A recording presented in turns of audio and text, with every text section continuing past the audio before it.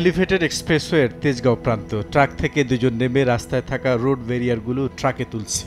আপাত দৃষ্টিতে মনে হচ্ছে তারা এলিভেটেড এক্সপ্রেসওয়ের কোনো না কোনো দায়িত্বে নিয়োজিত। এক্সপ্রেসওয়ের নিরাপত্তারক্ষীরাও তাই ভেবেছিলেন, কিন্তু কিছুক্ষণের মধ্যে তাদের সেই ধারণা মিথ্যা প্রমাণিত হয়। ট্রাকে রোড ব্যারিয়ার তোলা এই দুই ব্যক্তি এলিভেটেড এক্সপ্রেসওয়ের কেউ নন, তারা মূলত চোর।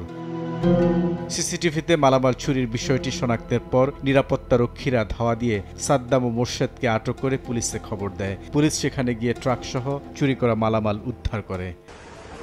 পুলিশ বলছে, এলিভেটেড এক্সপ্রেসওয়েতে চুরির ঘটনা পরিকল্পিত। 1 মাস রেকি করার পর তারা চুরির সিদ্ধান্ত নেয়। ভাড়া করা ট্রাক নিয়ে এর আগেও তারা একাধিকবার এক্সপ্রেসওয়ের এক প্রান্ত থেকে অন্য প্রান্ত ঘুরেছে। আমরাও বিষয়টা কিন্তু অচে রাখছিলাম যে আসলে কারা এই চুরিগুলো করতেছে, এবং এই কর্তৃপক্ষ তাদের এই পুরো রোডটা কিন্তু সিসি ক্যামেরার আওতায়, তারাও কিন্তু মনিটরিং করে কে করছে।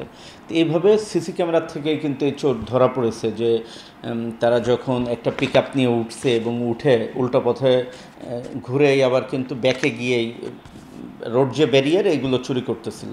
তাদের জিজ্ঞাসাবাদে আমরা যে সাদ্দাম এবং যে মোশারেফ দুজন যে অ্যারেস্ট হয়েছে, তাদের জিজ্ঞাসাবাদে আমরা জানতে পেরেছি যে বিগত 1 মাস যাবৎ কিন্তু এই জিনিসটা অস করেছে। নগদের কাছে সব গ্রাহকই প্রিয়, তাই তো সারা দেশে ক্যাশ আউট চার্জ সবচেয়ে কম। চুরি করা এসব জিনিসপত্র বিভিন্ন হাউজিং সোসাইটির কাছে বিক্রি করার কথা ছিল তাদের। যে কোনো মাল চুরি করার আগে কিন্তু কাস্টমার রেডি করে রাখে কোথায় বিক্রি করবে। এই ব্যারিয়ারগুলো সে একটা হাউজিং সোসাইটিতে বিক্রি করবে এবং তাদের সাথে কন্ট্যাক্ট হয়েছে।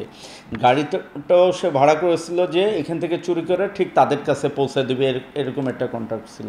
আরও কি কি ঘটনা ঘটিয়েছে এর জন্য তাদের কিন্তু আমরা জিজ্ঞাসাবাদ করতেছি এবং আর কেউ জড়িত আছে কিনা। এর আগেও তাদের বিরুদ্ধে চুরি সহ অন্যান্য মামলার তথ্য আছে পুলিশের কাছে। আমরাও বিষয়টা কিন্তু অচে রাখছিলাম। বুলবুল রেজা, সময় সংবাদ, ঢাকা।